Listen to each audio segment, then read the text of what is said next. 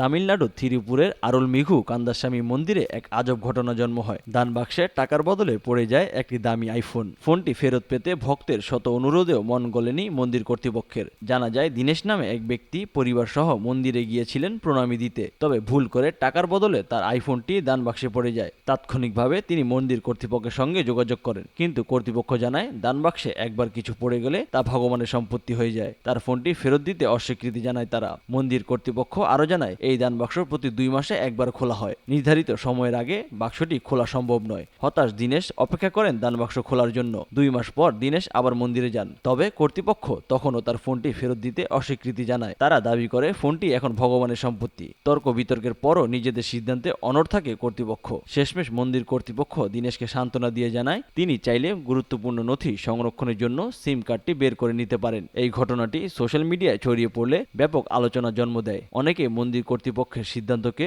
অদ্ভুত ও অনৈতিক বলে মন্তব্য করেছেন।